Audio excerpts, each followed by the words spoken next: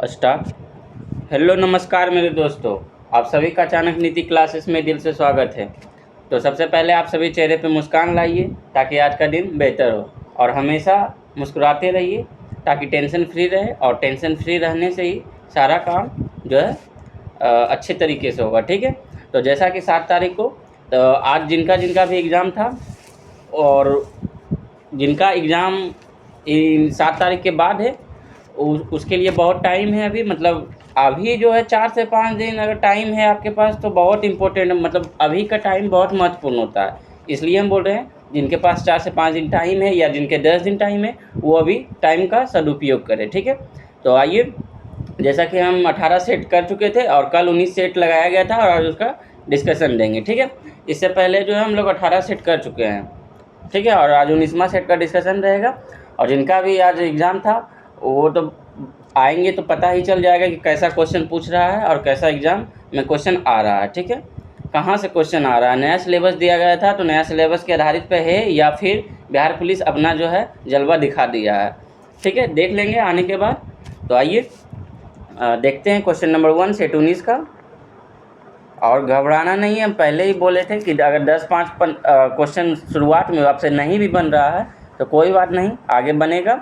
हो सकता है जो विषय आपका मजबूत है वो विषय पीछे होगा, मतलब 50 क्वेश्चन के बाद होगा या 20 क्वेश्चन के बाद होगा, तो इसलिए आप लोग घबराइएगा मत।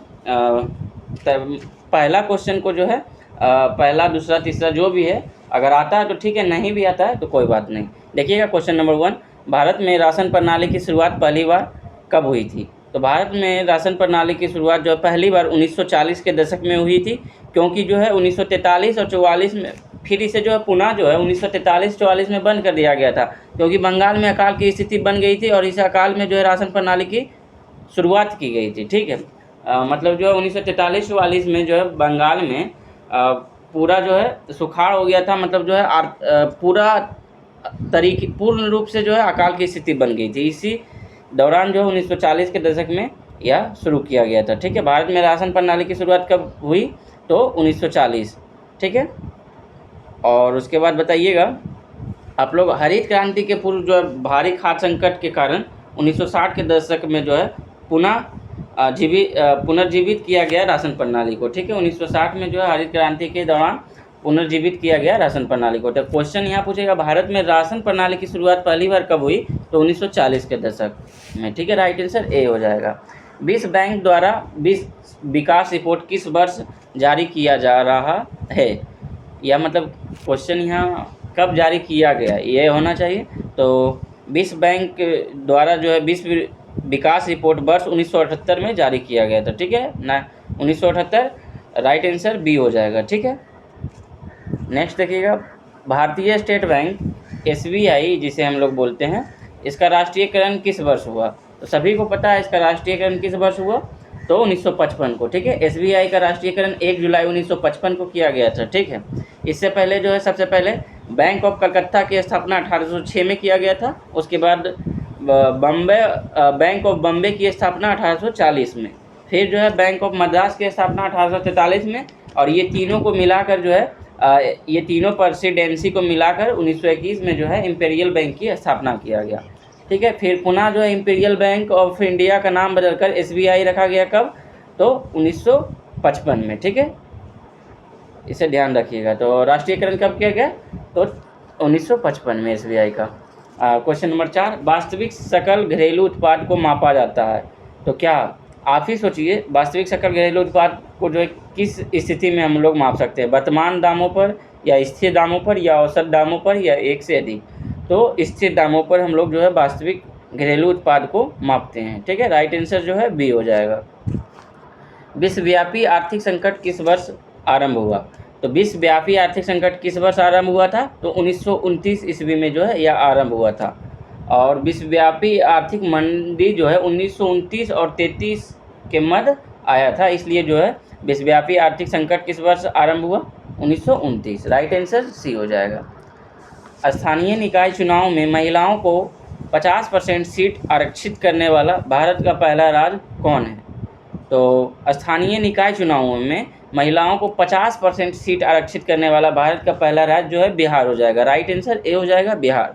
ठीक है, बिहार पंचायती राज अधिनियम 2006 के तहत पंचायती राज में महिलाओं को 50% आरक्षण दिया था। ठीक है, और 73वां संविधान संशोधन अधिनियम 1992 द्वारा पंचायती राज में महिलाओं को 1/3 भाग आरक्षण देने का प्रावधान किया है। ठीक है, लेकिन बिहार जो है पंचायती राज अधिनियम 2006 के तहत 50% महिलाओं को आरक्षण देने की घोषणा किया था। ठीक है, तो राइट आंसर ए हो जाएगा बिहार।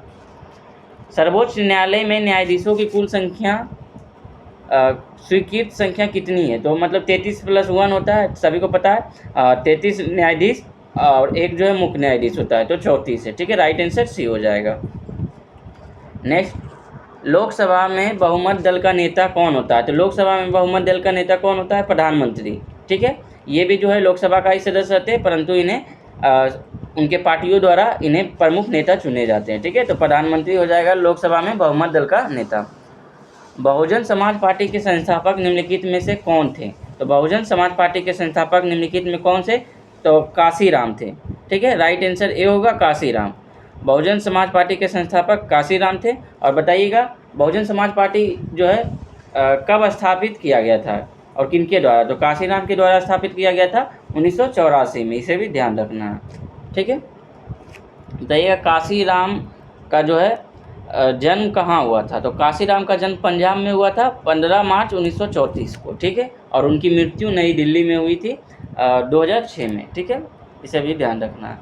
वास्को डी गामा कहाँ के यात्री थे? तो ये सभी को पता है वास्को डी गामा कहाँ के यात्री थे? तो पुर्तगाल के।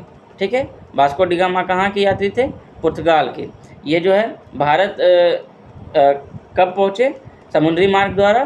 तो 17 मई 1498 ईस्वी को। कहीं कहीं 20 मई भी दिया जाता है, लेकिन 17 मई आप लोग को याद रखना है। ठीक है, और कहाँ पहुँचे थे? तो केरल के कालीकट बंदरगाह पे। ठीक है, और वहाँ के राजा जो हैं वहाँ के राजा जमोरिन था और इनका स्वागत भी किया।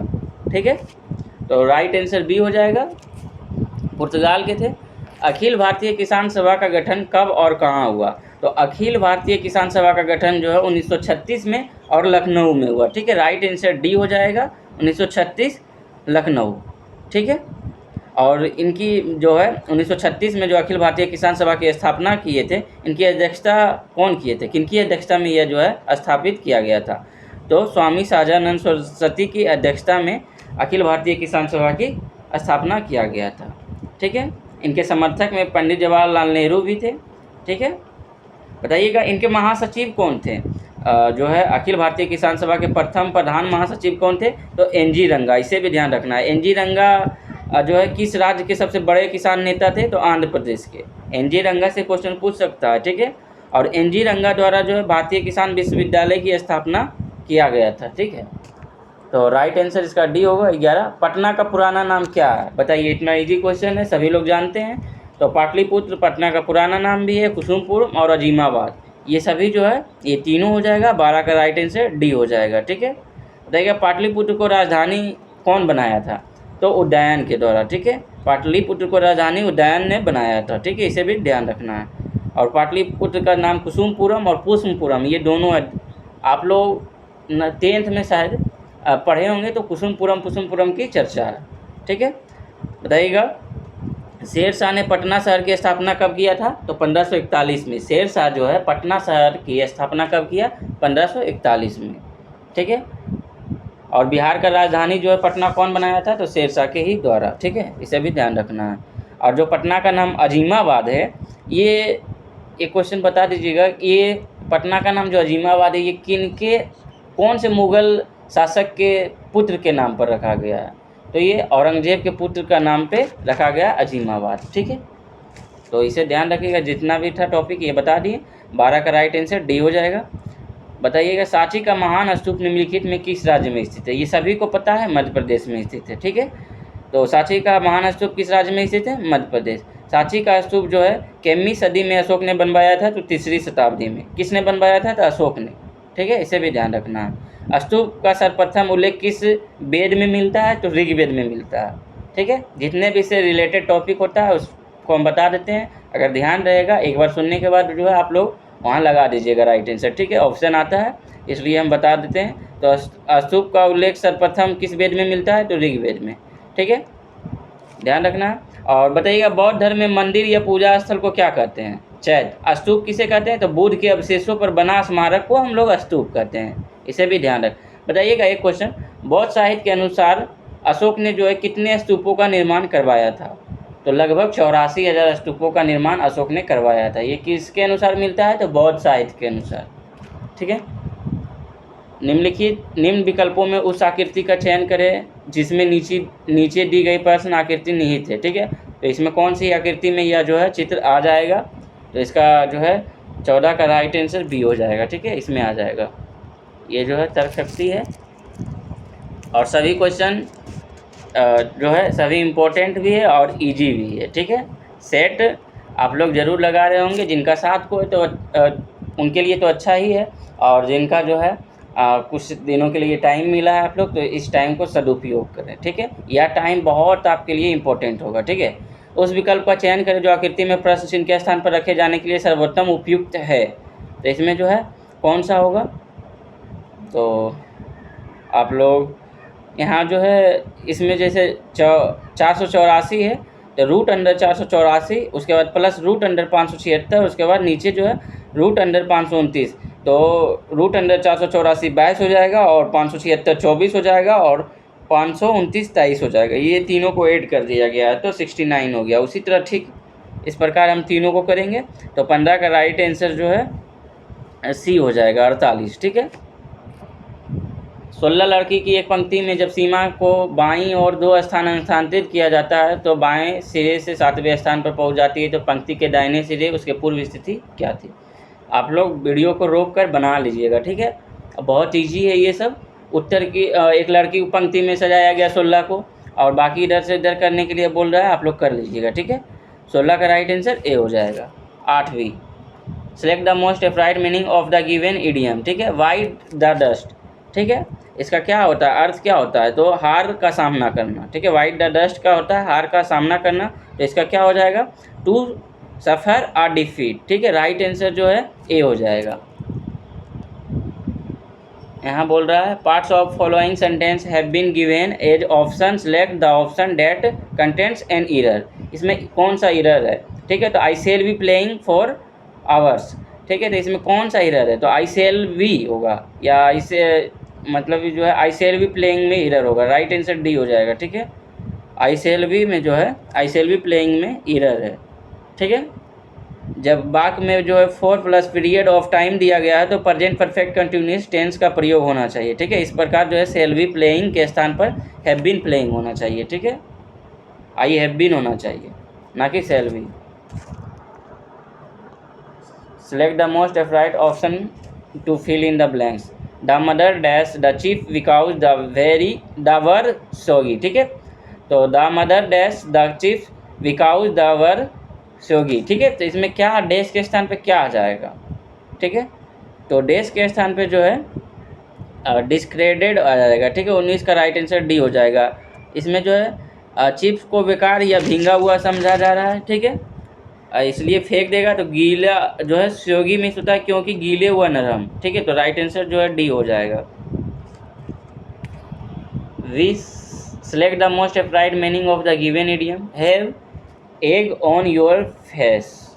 ठीक है, तो इसमें जो है have egg on your face, इसका अर्थ होता है मूर्ख बनाना। ठीक है, have egg on your face का अर्थ होता है मूर्ख बनाना। ठीक है, तो इसका राइट आंसर क्या हो जाएगा, मतलब इसका इडियम क्या हो जाएगा? तो इसका हो जाएगा to we made to look foolish और एम्ब्रेस्ड। ठीक है, राइट आंसर बी हो जाएगा। इसका अर्थ भी होता है मूर्ख बनाना। Select the option that can be used as a one word substitute for the given groups of word. ठीक है, तो यहाँ बोल रहा है a person who has avoid sensory pleasure and physical comforts। ठीक है, तो भौतिक और सांसारिक दुखों से विमुख व्यक्ति। तो इस शब्द का अर्थ क्या हो जाएगा?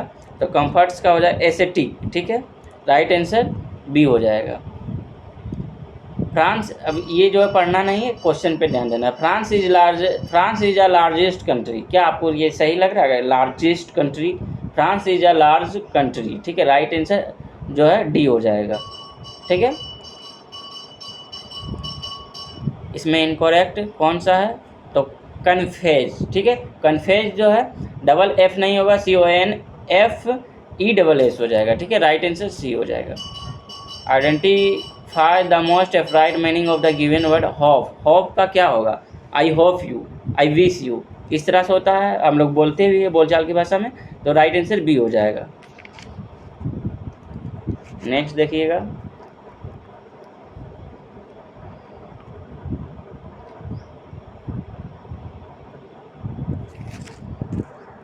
निम्न में शुद्ध वर्तनी है। संस्कृत आप लोग पढ़े होंगे 9-10 में, अगर ये सब गलत हो जाता है तो फिर कैसे क्या हो सकता है आपको पता ही होगा। तो संस्कृत कौन सा होगा, राइट आंसर डी हो जाएगा। जो अच्छा बोलता है, जो अच्छा बोलता हो उसके लिए एक शब्द कौन सा होगा, तो सुबक्ता, ठीक है। जो कम बोलता हो उसके लिए मितभाषी, ये ठीक है। तो राइट आंसर जो है सी हो जाएगा। राष्ट्र के आन के लिए शहीदों ने अपना बलिदान दे दिया, या राष्ट्र की शान के लिए शहीदों ने अपना बलिदान दिया, तो कौन सा सही होगा, तो राष्ट्र की आन के लिए शहीदों ने अपना बलिदान दे दिया, राइट आंसर सी हो जाएगा, ठीक है। मिथ्या का विलोम शब्द सत्य होगा, ठीक है। जिसे किसी का डर ना हो, वाक्यांश का एक शब्द क्या होगा, वो निर्भीक होगा, ठीक है।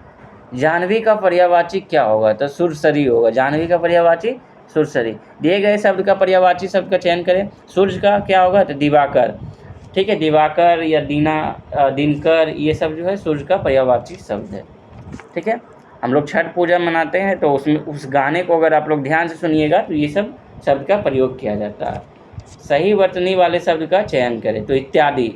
इत्यादि आप लोग बहुत बार लिखते होंगे, ठीक है। जैसे एग्जाम्पल में लिखाता है काव, बफेलो, ETC, उसी तरह गाय, भैंस इत्यादि, ये सब लिखाया जाता है एग्जाम्पल के रूप में। तो इत्यादि हम बहुत बार लिखेंगे और ये उम्मीद है कि आप लोग सही भी करना। आप लोग मन में सोच लिए कौन सा राइट आंसर होगा, एक बार मन में सोचिए, ठीक है। सोच लिए, हम बोलते हैं इसका राइट आंसर बी हो जाएगा, ठीक है। किनका किनका सही हुआ कमेंट में बोलिएगा, ठीक है। निम्न में कौन सा कथन गलत है, तो कौन सा कथन गलत है, तो गतिज ऊर्जा शून्य, धनात्मक या ऋणात्मक हो सकती है, नहीं। गतिज ऊर्जा शून्य हो सकती है, धनात्मक भी हो सकती है, लेकिन ऋणात्मक कभी नहीं हो सकती है। तो कौन सा कथन गलत है, तो 33 का जो है राइट आंसर ए हो जाएगा, ठीक है। गतिज ऊर्जा शून्य हो सकती है, धनात्मक भी हो सकती है, लेकिन कभी भी ऋणात्मक नहीं हो सकती है, राइट आंसर ए हो जाएगा। निम्न में किससे गतिमान वस्तु का त्वरण ज्ञात किया जा सकता है, इसमें जो किससे गतिमान वस्तु का त्वरण ज्ञात किया जा सकता है, ठीक है। तो इसमें वेग और समय के ग्राफ को ढाल द्वारा जो है गतिमान वस्तु का त्वरण ज्ञात कर सकते हैं, राइट आंसर सी हो जाएगा। एक तरल जिसका घनत्व मरकरी के घनत्व से 2 गुना है और इसका उपयोग बैरोमीटर में किया जाता है, तब एक वायुमंडल दाब द्रव में कितना सेंटीमीटर के बराबर होगा, तो ये 38 सेंटीमीटर के बराबर हो जाएगा, राइट आंसर डी हो जाएगा, ठीक है। चंद्रमा की सतह के नज़दीक 2 अलग अलग द्रव्यमान की वस्तुएं मुक्त रूप से गिर रही होती है, तो क्या होगा। यहाँ क्वेश्चन को ध्यान से सुनना है। चंद्रमा की सतह से नज़दीक 2 अलग अलग द्रव्यमान की वस्तुएं गिर रही है, तो क्या होगा, मतलब जो है उसका द्रव्यमान की वस्तुएं मुक्त रूप से क्या हो जाएगा, तो किसी भी क्षण उसका वेग समान नहीं होगा, ठीक है। क्योंकि चंद्रमा पर गुरुत्वीय त्वरण पृथ्वी पर गुरुत्वीय त्वरण का 1/6 भाग होता है, ठीक है। इसलिए जो है किसी भी क्षण उनका वेग समान नहीं होगा, राइट आंसर। किसी भी क्षण उनका वेग समान होगा, राइट आंसर ए हो जाएगा, ठीक है। कमानीदार तुला द्वारा हवा में किसी वस्तु का क्या मापा जाता है, तो वास्तविक वजन मापा जाता है, राइट आंसर ए हो जाएगा, ठीक है। हवा में किसी वस्तु का क्या मापा जाएगा, वास्तविक वजन। किसी वस्तु पर किया गया कार्य निम्न में किस पर निर्भर नहीं करता, किसी वस्तु पर किया गया कार्य कि निम्न में से किस पर निर्भर नहीं करता है, तो यहाँ बोला किस पर निर्भर नहीं करता है, तो वस्तु के प्रारंभिक वेग पर जो है यह निर्भर नहीं करेगा, राइट आंसर बी हो जाएगा, ठीक है। और ऐसा ही क्वेश्चन शायद एग्ज़ाम आज तो पता ही चल जाएगा कि कैसा क्वेश्चन देखने को मिल रहा है, नया सिलेबस जो दिया गया है उसके आधार पर है या फिर अपना रूप बिहार पुलिस दिखाया है, वो तो पता चल जाएगा, ठीक है। 39 ए और बी बिंदुओं के मध्य प्रभावी प्रतिरोध होगा, तो कौन सा जो है प्रभावी प्रतिरोध होगा, तो इसमें जो है ए और बी बिंदुओं के मध्य जो है प्रभावी प्रतिरोध 10 ओम हो जाएगा। राइट आंसर ए हो जाएगा। ठीक है, निम्न कथनों पर विचार कीजिए। ठीक है, निम्न कथनों पर विचार करना है और आपको राइट आंसर बताना है। बादलों में मौजूद कण सूर्य से आने वाले श्वेत प्रकाश में मौजूद विभिन्न रंगों की तरंगदैर्घ्य की तुलना में बड़े होते हैं। या उसके बाद फिर 2 है, श्वेत प्रकाश के सभी रंग लगभग समान मात्रा में परिकिरणित होते हैं। तो राइट आंसर जो है इसका 1 और 2 दोनों हो जाएगा। ठीक है, 40 का राइट आंसर ए हो जाएगा। लाल रंग का प्रकाश कोहरे या धुएं से किस प्रकार परिकिरणित होता है, क्योंकि इसकी तरंगदैर्घ्य श्वेत प्रकाश के अन्य रंग घटकों की तरंगदैर्घ्य की तुलना में क्या होती है।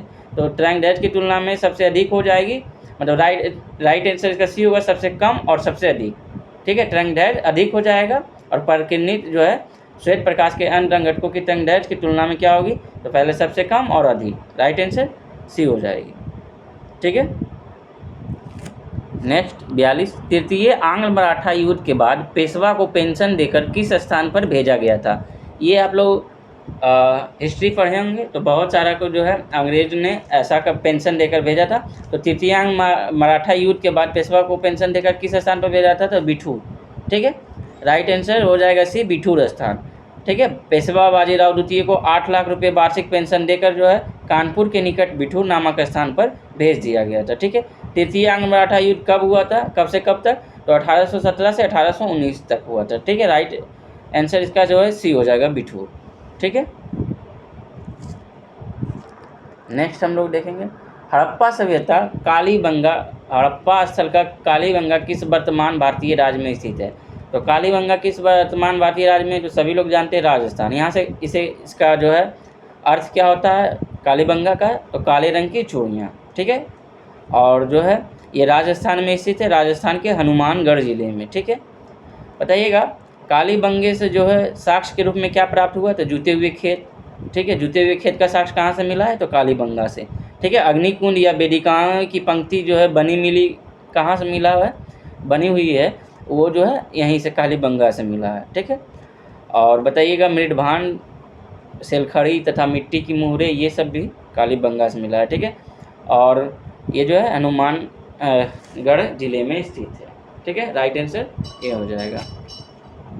बताइएगा आप लोग सुरकोटदा इससे पहले आया था, हड़प्पा सभ्यता का क्वेश्चन यही इससे पहले वाले सेट में। सुरकोटदा किस राज्य में स्थित है, तो सुरकोटदा किस राज्य में स्थित है, तो गुजरात में। और बनावली किस राज्य में स्थित है, तो ये हरियाणा में।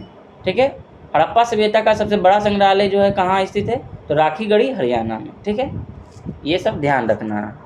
सार्क का मुख्यालय कहाँ स्थित है, तो सार्क का मुख्यालय काठमांडू में स्थित है। तो बताइएगा सार्क की स्थापना कब हुई, तो 8 दिसंबर 1985। सार्क इम्पोर्टेंट है इसलिए हम बता रहे हैं। सार्क की स्थापना 8 दिसंबर 1985 को कहाँ हुआ था, ढाका में, लेकिन मुख्यालय कहाँ है, काठमांडू में।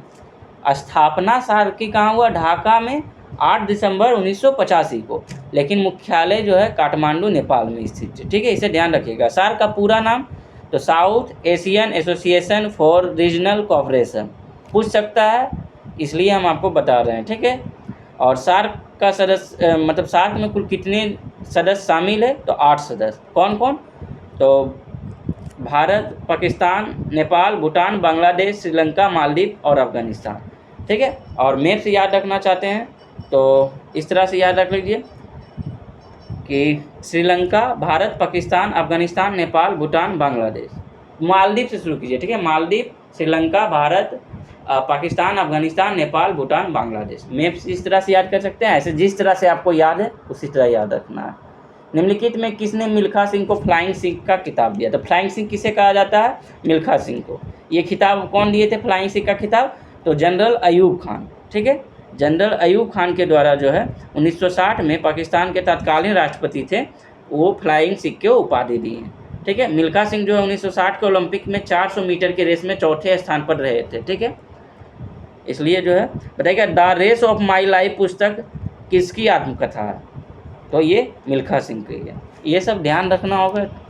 विकास का अर्थ आर्थिक वृद्धि और क्या है, तो विकास का अर्थ आर्थिक वृद्धि और सामाजिक परिवर्तन है। राइट आंसर सी हो जाएगा। भारत के वित्त आयोग का मुख्य कार्य है, तो वित्त आयोग का चर्चा जो है अनुच्छेद 280 में, इसमें केंद्र तथा राज्य के बीच राजस्व का वितरण करना। राइट आंसर ए हो जाएगा। शिशु मृत्यु दर का संबंध निम्न में कौन सा सही तथ्य है? तो किसी वर्ष में जन्मे 1000, कोई भी चीज़ मापा जाएगा 1000 व्यक्ति पर, ठीक है। तो किसी वर्ष में जन्मे 1000 जीवित बच्चे में 1 वर्ष की आयु से पहले मर जाने वाले बच्चे की संख्या को हम लोग शिशु मृत्यु दर कहते हैं, ठीक है। राइट आंसर ए हो जाना चाहिए। अब हम आगे नहीं पढ़ेंगे जब हमें यही है, ठीक है। और आगे आप लोग पढ़िए, जैसे राइट आंसर ए दिया हुआ है, ठीक है, इसलिए हम पहला क्वेश्चन में ही सॉल्व करिए। फिर देखिए, किसी वर्ष में जन्मे 1000 जीवित बच्चों में 1 माह की आयु से पहले मर जाने वाले बच्चे की संख्या को मापा जाता है। तो नहीं, 1 वर्ष में, ठीक है, 1 वर्ष से, ना कि 1 महीने। और किसी वर्ष में 1000 जन्म में मृत जन्म की बच्चों की संख्या, तो राइट आंसर 48 का ए हो जाएगा, ठीक है। उपयुक्त में 1 से अधिक नहीं लगा देना है, ठीक है। अगर उपयुक्त में 1 से अधिक रहेगा तो पहले चारों पढ़ लेना है, उसके बाद ही कुछ करना है। कृषि श्रमिक से हमारा अभिप्राय है कृषि में कार्यरत श्रमिक, या आजीविका के लिए कृषि पर निर्भर, या कृषि संबंध अन्य धंधों का श्रमिक, या पशुपालन में लगे श्रमिक, ठीक है। तो 49 का जो है क्या होगा? तो 49 का जो है राइट आंसर डी हो जाएगा, ठीक है। कृषि श्रमिक से हमारा अभिप्राय है कि कृषि में कार्यरत श्रमिक से आजीविका के लिए कृषि पर निर्भर है और कृषि संबंध अन्य धंधों के श्रमिक है, ठीक है। भारत में कृषि को जो है जीविका का साधन माना जाता है ये, और ये जो है इसमें कैसी बेरोजगारी पाया जाता है? तो अदृश्य बेरोजगारी, ठीक है। राइट आंसर इसका डी हो जाएगा। राष्ट्रीय बाजार में वस्तु के विक्रेता होते हैं। तो राष्ट्रीय बाजार में वस्तु के विक्रेता होगा पूरे देश भर में फैले हुए, ठीक है। राइट आंसर बी हो जाएगा। राष्ट्रीय बाजार में अगर बोलेगा तो पूरे देश में फैला हुआ, और प्रांतीय बाजार बोलेगा तो राज्य के स्तर पर बाजार, और क्षेत्रीय बाजार बोलेगा तो क्षेत्र के स्तर पर बाजार, और स्थानीय बाजार बोलेगा तो स्थान विशेष से जुड़ा हुआ बाजार, ठीक है। जैसे स्थान विशेष से कहीं का चाय फेमस है, आप लोग वहाँ जाते होंगे स्पेशल चाय पीने, ठीक है। उसी तरह और किसी क्षेत्र का, मतलब कोई क्षेत्र में जो है सिर्फ वही क्षेत्र में पाया जाता है, ठीक है। और प्रांतीय में राज्य स्तर पर बाजार, जैसे लीची, मुजफ्फरपुर की लीची, ये सब बिहार राज्य का फेमस है, यही सब होगा। और राष्ट्रीय बाजार में पूरे भारत का, जैसे डायमंड, सूरत में जो है डायमंड शॉप, तो ये सब जो है पूरा लेवल पर, राष्ट्रीय लेवल पर है, ठीक है। ये सब ध्यान रखना। किसी सदस्य की मृत्यु या इस्तीफा के बाद होने वाले चुनाव को क्या कहते हैं? तो किसी सदस्य या मृत्यु या इस्तीफा के बाद जो होने वाले चुनाव को उपचुनाव कहेंगे, और अगर 5 साल में जो अपना कार्यकाल पूरा कर लिए हैं उसके बाद चुनाव जो होगा उसे आम चुनाव कहेंगे। तो राइट आंसर बी होगा। लोकसभा में अनुसूचित जातियों के लिए कितनी सीट आरक्षित की गई है? तो लोकसभा में अनुसूचित जाति के लिए जो है 84 सीट आरक्षित की गई है, ठीक है। और लोकसभा में अनुसूचित जनजाति के लिए कितने सीट आरक्षित की गई है? तो 47 सीट, ठीक है, इसे ध्यान रखना है। 53 देखिएगा, निम्न में कौन सा एक राजनीतिक अधिकार नहीं है? ठीक है, तो कौन सा राजनीतिक अधिकार नहीं है? मतदान का अधिकार, या चुनाव लड़ने का अधिकार, या किसी धर्म को स्वीकार करने का अधिकार। तो राइट आंसर सी हो जाएगा, किसी धर्म को स्वीकार करने का अधिकार ये नहीं होगा, ठीक है। बाकी ये सभी हो जाएगा। संपूर्ण क्रांति का उद्देश्य क्या था? तो संपूर्ण क्रांति का उद्देश्य था लोकतंत्र की स्थापना करना, ठीक है। संपूर्ण क्रांति का नारा जो है किनके द्वारा दिया गया था? तो जयप्रकाश नारायण के द्वारा, इसे भी ध्यान रखना है, ठीक है। और जयप्रकाश नारायण ने संपूर्ण क्रांति का आह्वान जो है कब किया? 1974 में, जून 1974 में जो है संपूर्ण क्रांति का आह्वान जयप्रकाश नारायण के द्वारा किया गया, ठीक है। नेक्स्ट देखिएगा आप लोग, नेक्स्ट यहाँ से बनाना है आपको, आंसर बताते हुए चलेंगे, आप लोग वीडियो रोक कर बनाते चलिएगा, ठीक है। आंसर हम बताते चलते हैं। 55 का राइट आंसर डी हो जाएगा, 26.87 किलोमीटर प्रति घंटा, ठीक है। क्वेश्चन बोलेंगे भी नहीं, पूरा क्वेश्चन हम पढ़ेंगे भी नहीं, आप लोग खुद से पढ़िएगा वीडियो रोक कर और बनाइएगा। 56 का राइट आंसर सी हो जाएगा, 4:1। 57 का राइट आंसर बी हो जाएगा, 9.8 सेंटीमीटर। 58 का राइट आंसर जो है 1 हो जाएगा, ठीक है। 59 का राइट आंसर सी हो जाएगा, 20/3 सेंटीमीटर, ठीक है। आप लोग बनाते हुए चलिएगा वीडियो को रोक रोक कर, ऐसा नहीं कि हम आगे बढ़ रहे हैं तो आप लोग भी आगे निकल जाइएगा, ठीक है।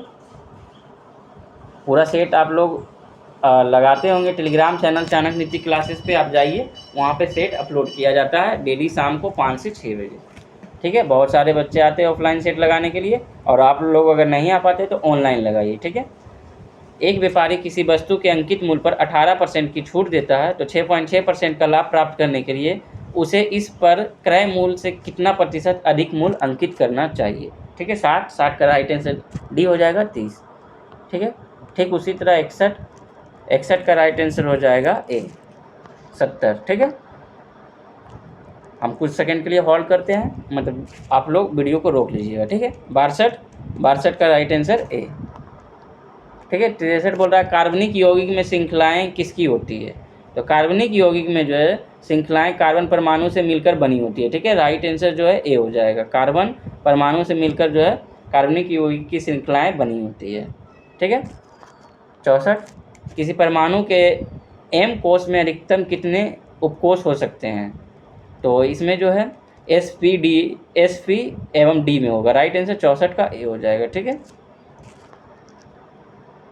बी इलेक्ट्रॉन की बंधुता किसके समान होती है। ठीक है, तो ये किसके समान होगी, तो ये जो है हीलियम के समान हो जाएगी। ठीक है, राइट आंसर जो है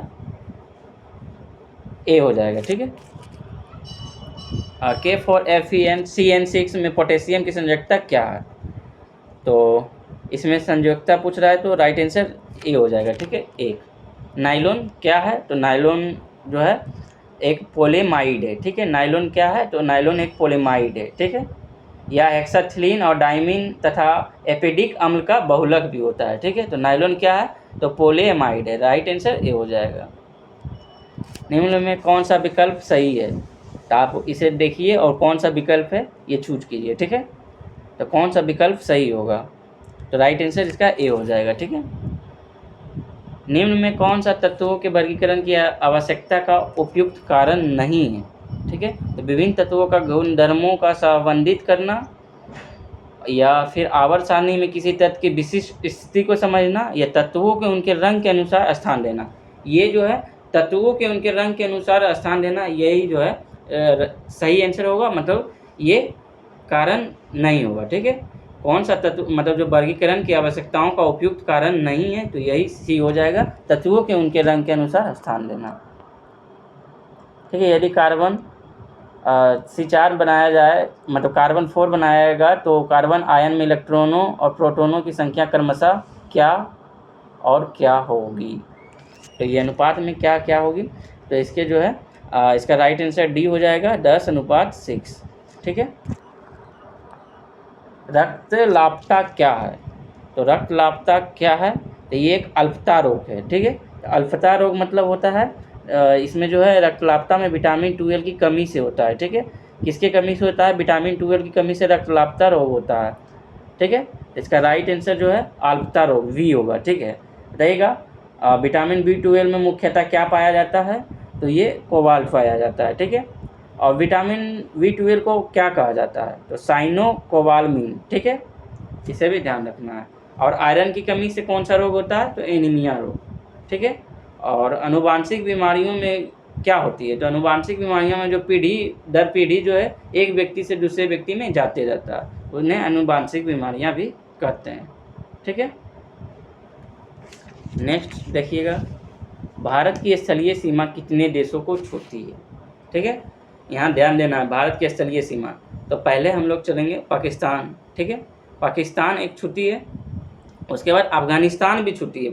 भले हमारा जो है पीओके किसका, मेरा ही है, हम लोग का ही है पीओके, तो इसलिए हम मानेंगे कि अफगानिस्तान भी छुट्टी है भारत से सीमा। ठीक है, तो पीओके हम लोग का ही है, इसलिए हम मानेंगे। ठीक है, मान के चलना नहीं है, सही होगा। तो पाकिस्तान हो गया, अफगानिस्तान हो गया, उसके बाद चीन हो गया, ये सभी स्थलीय सीमा साझा करती है भारत के साथ। उसके बाद जो है नेपाल भी हो गया, 4 हो गया। ठीक, गिनते जाइएगा, पाकिस्तान, अफगानिस्तान, नेपाल, उसके बाद पाकिस्तान, अफगानिस्तान, चीन, उसके बाद नेपाल। ठीक है, मैप के अनुसार चलेंगे हम लोग, तो नेपाल, उसके बाद जो है हम लोग भूटान।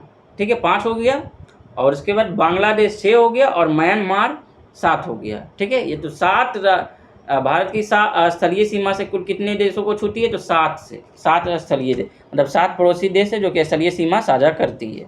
ठीक है।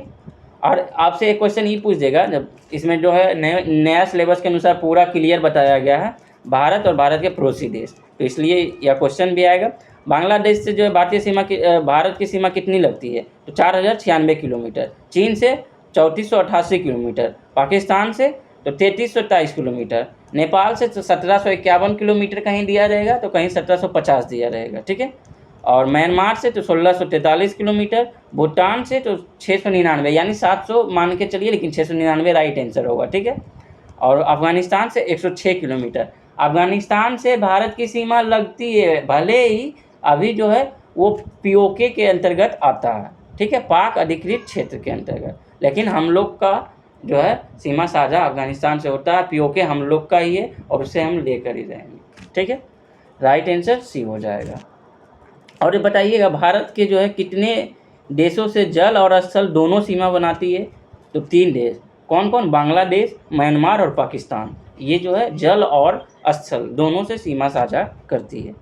ठीक है, मैप डिजिटल बोर्ड लेंगे, उसके बाद मैप जो है पूरा डिटेल्स पढ़ाएंगे हम लोग, यही चैनल पे आएगा। ठीक है, और आप लोग अभी सपोर्ट कीजिए, अभी नया चैनल है इसलिए। और ऐसे हम तो कभी बोलते हैं ही नहीं कि लाइक कीजिए, सब्सक्राइब कीजिए, ये सब हम बोलते नहीं हैं। ठीक है, जिसको पसंद होता है वो खुद कर रहा है और धीरे धीरे ग्रो कर रहे हैं। ठीक है। सांभर झील कहाँ स्थित है? तो सांभर झील सभी को पता है कहाँ स्थित है, तो राजस्थान में। ठीक है, सांभर झील कहाँ स्थित है? राजस्थान में। भारत का सबसे नमकीन झील कौन सा है? तो सांभर झील है। ठीक है, इसे भी ध्यान रखिएगा। अच्छा बताइए, अब आया इस पे टॉपिक, तो इसका चर्चा ही कर लेते हैं। भारत के सबसे बड़ी मीठे पानी का झील कौन सा है? तो बूलर झील है। बूलर झील कहाँ स्थित है? तो जम्मू कश्मीर में। भारत की सबसे लंबी झील कौन सा है? तो वेम्बनाड झील। वेम्बनाड झील कहाँ है? तो केरल में। ठीक है, और भारत का सबसे बड़ी तटीय झील कौन सा होगा? तो चिल्का झील। ये कहाँ है? उड़ीसा में। ठीक है, और बताइएगा विश्व का सबसे गहरी झील कौन सा है? तो बैकाल झील। बैकाल झील कहाँ है? तो रूस में। ठीक है, जब इस पे आया ही क्वेश्चन है तो इस पर पूरा डिटेल्स हम लोग देख लेते हैं। विश्व की सबसे बड़ी झील कौन सा है? तो कैस्पियन सागर। ठीक है, तो इतने भी टॉपिक बनता था हम इस पर बता दिए। ठीक है, निम्नलिखित में कौन सा भ्रंश घाटी से होकर बहने वाली नदी है? तो सभी को पता है नर्मदा नदी जो है भ्रंश घाटी से होकर बहने वाली नदी है। नर्मदा नदी जो है कहाँ से इसका उद्गम स्थल है? तो अमरकंटक जो है इसका उद्गम स्थल है। और कहाँ जो है जाके गिर जाती है? तो खंबात की खाड़ी में। ठीक है, बताइएगा किस राज्य का जीवन रेखा नर्मदा नदी को कहा जाता है? तो मध्य प्रदेश की। ठीक है, इसे भी ध्यान रखिएगा। मध्य प्रदेश की जीवन रेखा किस नदी को कहा जाता है? तो नर्मदा नदी को। ठीक है, नर्मदा नदी की लंबाई तो 1312 किलोमीटर। ठीक है, और नर्मदा नदी जो है किस का निर्माण करती है? तो एस्चुरी का निर्माण करती है। ठीक है, नर्मदा नदी एस्चुरी का निर्माण करती है, इसे भी ध्यान रखिएगा। ठीक है, और डेल्टा का निर्माण इधर हो जाएगा, इधर जो है नर्मदा नदी एस्चुरी का निर्माण करेगी। नेक्स्ट हम लोग देखेंगे, निम्नलिखित में कौन सा वृक्ष उष्णकटिबंधीय सदाबहार वन से संबंधित है? संबंधित नहीं है। ठीक है, क्वेश्चन थोड़ा सा बाय मिस्टेक के कारण गलती हो सकता है, इसलिए पूरा क्वेश्चन को ध्यान से पढ़िएगा। कौन सा वृक्ष उष्णकटिबंधीय सदाबहार वन से संबंधित नहीं है? यही संबंधित है सब लोग सोच के मार देगा, लेकिन नहीं बोल रहा है। तो रोजवुड जो है ये सदाबहार से है। सिंकोन यानी सिंकोना भी बोल सकते हैं, ये भी है। अबनूस ये भी है। गहतत ये नहीं होगा। ठीक है, राइट आंसर इसका डी हो जाएगा। ठीक है, नेक्स्ट, श्रीलंका की सबसे ऊंची पर्वत चोटी कौन सी है? तो मतलब जो है पिडुरता लागला। ठीक है, पिडुरतालगला, इसको जिस तरह से आप लोग पढ़ सकते हैं पिडुरतालागला, ये जो है श्रीलंका की सबसे ऊंची चोटी है। ठीक है, राइट आंसर बी हो जाएगा। ठीक है, और ये जो है समुद्र तट से लगभग कितना मीटर ऊंचा है? तो 2524 मीटर। ठीक है, और ये पिडुरतालगला चोटी के जो है हम माउंट पेड्रो को नाम से भी जानते हैं, इसलिए सभी लोग माउंट पेड्रो तो सभी लोग जानते होंगे, लेकिन पिडुरतालगला ये नहीं जानते होंगे। ठीक है, तो राइट आंसर बी हो जाएगा। देखिए, भारत की सबसे ऊंची चोटी कौन सा होगा? तो भारत की सबसे ऊंची चोटी कौन सा होगा? तो केटू, गॉडविन अस्टीन। ठीक है, इसे ध्यान रखना है। भारत की सबसे चोटी ये भी पॉक जो है अधिकृत में है, लेकिन हम लोग पॉक अधिकृत हम लोग का है, इसलिए हम जो है भारत की सबसे ऊंची चोटी K2 ही लगाएंगे, ठीक है। और विश्व की सबसे ऊंची चोटी तो आप लोग जानते ही होंगे, माउंट एवरेस्ट, जो कि नेपाल में स्थित है। और नेपाल में इसे माउंट एवरेस्ट को सागर माथा भी कहा जाता है, ठीक है। और इसकी ऊंचाई, जो कि सेट में आया भी था, 8848.86 मीटर है, ठीक है। और माउंट एवरेस्ट पर जो है सर्वप्रथम जो है चढ़ने में कौन सफलता प्राप्त किए थे, तो न्यूजीलैंड के एडमंड हिलेरी और तेंजिंग नॉर्वे, ये दोनों जो है सर्वप्रथम चढ़ने में सफलता प्राप्त किए थे। और कब किए थे, तो 29 मई 1953 को, ठीक है। नेक्स्ट आ गया, देखिए भारत और भारत के पड़ोसी राज्य, इससे क्वेश्चन था और यहाँ आया भी है। देखिए कौन सा राज्य बांग्लादेश को नहीं छूटा है, तो मणिपुर इसमें नहीं छुएगा, बाकी सभी राज्य छुएगा, ठीक है। दाचीग्राम कहाँ जम्मू कश्मीर में स्थित है, वो क्या है, तो राष्ट्रीय उद्यान है। दाचीग्राम क्या है, राष्ट्रीय उद्यान है। दाचीग्राम का अर्थ होता है 10 ग्रामों का जो है मिलकर बनाया गया, इसलिए दाचीग्राम राष्ट्रीय उद्यान है, ठीक है, जो कि जम्मू कश्मीर। झिझिया किस राज्य का है, प्रसिद्ध सांस्कृतिक नृत्य है, तो बिहार का, सभी को पता होगा। भारत के प्रधानमंत्री नरेंद्र मोदी किस देश के सर्वोच्च नागरिक सम्मान Order of Saint Andrew the Apostle the First Call से सम्मानित किया गया है। ये कहाँ का जो है Order of Saint Andrew the Apostle the First Call, ये रूस का है, ठीक है। रूस का सर्वोच्च नागरिक जो है भारत के पीएम नरेंद्र मोदी को सम्मानित किया गया है, ठीक है। 80 का राइट आंसर बी हो जाएगा, ठीक है। ये 9 जुलाई 2024 को रूस के मॉस्को कैमरियन सेंट कैथरीन हॉल में, या जो है 2019 में घोषित ऑर्डर ऑफ द कॉल से सम्मानित किया गया था, ठीक है। और बताइएगा, इससे पूर्व जो है प्रधानमंत्री मोदी को जो है किन किन देश का सर्वोच्च नागरिक, जैसे ग्रीस हो गया, फ्रांस हो गया, फिजी हो गया, यूएई, भूटान, ये सभी का जो है, ये सभी का सर्वोच्च नागरिक पीएम मोदी को प्राप्त है, ठीक है। नेक्स्ट, हाल ही में पृथ्वी दिवस कब मनाया गया है, तो पहले जल होगा, उसके बाद पृथ्वी होगा, उसके बाद जैव विविधता होगा, तो मार्च, अप्रैल, मई, तो 22 अप्रैल को जो है पृथ्वी दिवस मनाया गया है। बताइएगा आप एक क्वेश्चन और, ठीक है, जो है वन प्रत्येक अंतर्राष्ट्रीय वन दिवस कब मनाया जाता है, तो 21 मार्च को, ठीक है, 21 मार्च को अंतर्राष्ट्रीय वन दिवस। नेक्स्ट, हाल ही में जारी वैश्विक बौद्धिक संपदा 2024 में भारत किस स्थान पर रहा, तो 2024 के अनुसार जो है वैश्विक बौद्धिक संपदा में जो है भारत का स्थान क्या रहा, तो 42वां स्थान पर रहा, ठीक है। राइट आंसर जो है सी हो जाएगा। और शीर्ष स्थान पर कौन रहा था, तो अमेरिका, ठीक है। भारतीय राष्ट्रीय अभिलेखागार अपनी पहली विदेशी परियोजना किस देश में शुरू की, तो ओमान में शुरू की। Right answer D. Bharat Olympic अनुसंधान एवं शिक्षा केंद्र का शुभारंभ कहाँ किया गया है, तो गुजरात में किया गया है। राइट आंसर बी होगा, यहाँ जो है ओलंपिक अनुसंधान एवं शिक्षा केंद्र का शुभारंभ किया गया है। नेक्स्ट बताते चलेंगे, आप लोग आंसर जो है बनाते हुए चलिएगा और बनाकर सही करना है आप लोग को, ठीक है। 85, ठीक है, 85 का राइट आंसर ए हो जाएगा, -बी, ठीक है। 86 का राइट आंसर बी होगा। थोड़ा सा फास्ट चलेंगे, ठीक है, टाइम आपके पास भी कम है और हम लोग के पास भी कम है, ठीक है। बहुत इजी क्वेश्चन है, आप लोग से बन जाएगा, हमें उम्मीद है, ठीक है। और 87 का राइट आंसर सी हो जाएगा, ठीक है। 88 वीडियो को रोक कर आपको बनाना है, ऐसा नहीं कि हम निकल रहे हैं आप भी निकलिए। 88, ठीक है, 88 का राइट आंसर सी होगा, 64 डिग्री। 89 ये जो है एक पंक्ति में बैठाया गया है और फिर जो है दाएं बाएं जैसे बोलते जाएगा उस तरह से आपको करते जाना। 89 का राइट आंसर बी हो जाएगा, 3, ठीक है। 90 का राइट आंसर डी हो जाएगा, ठीक है। माइनस और प्लस, इसको जो है घुमाने की अनुमति नहीं है, तो ये चित्र कौन सा मतलब किस में है, ठीक है। तो 91 का राइट आंसर बी हो जाएगा। 92, निम्नलिखित में कौन सा प्राणी समुद्रों में पाए जाते हैं, तो इकाइनोडर्मेटा, ठीक है, ये प्राणी जो है समुद्र में पाए जाते हैं। राइट आंसर बी हो जाएगा। प्रकाशग्राही कोशिकाएं जो है आई शलाका तथा शंकु उपस्थित होती है, तो ये जो है रेटिना में होगा, ठीक है। 93 का राइट आंसर सी हो जाएगा, रेटिना में।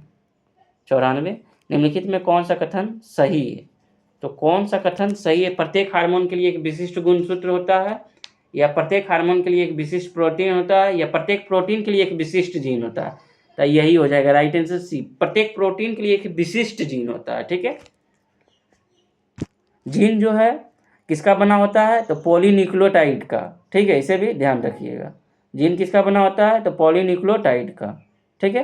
जीन समान रूप से एडानिन, थाइमिन, गुआनिन और साइटोसिन के बने होते हैं, ठीक है। जीन के बारे में सर्वप्रथम किसने बताया था, तो जोहानसन ने, ठीक है। ये सब जितना हम टॉपिक बता रहे हैं इसे ध्यान में रखना होगा, ठीक है।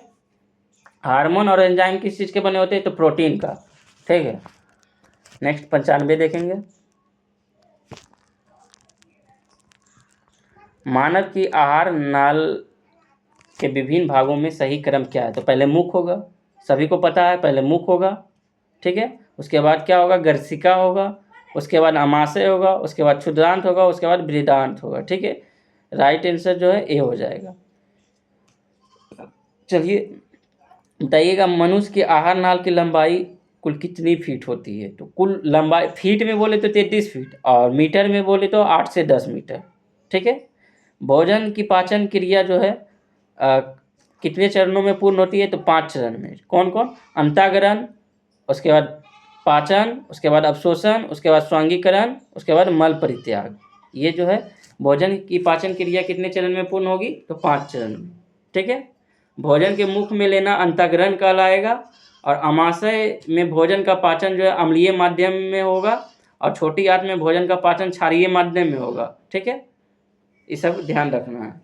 नेक्स्ट, ऐसे भी पाचन पढ़े होंगे, बायोलॉजी का एक चैप्टर है पाचन तंत्र, तो उसमें पूरा डिटेल्स जो है बताया जाता है, ठीक है। ऐसे भी हम लोग अभी थोड़ा सा प्रॉब्लम चल रहा है और जल्द ही जो है हम फाउंडेशन बेस सबका लेकर आएंगे, ठीक है। फिनाइल केटोन्यूरिया नामक रोग क्या होता है, फिनाइल जो है केटोन्यूरिया नामक रोग क्या होता है, तो ये जो है ऊतकों में फेनाइल एलेनिन बढ़ जाती है, ठीक है। राइट आंसर ए हो जाएगा।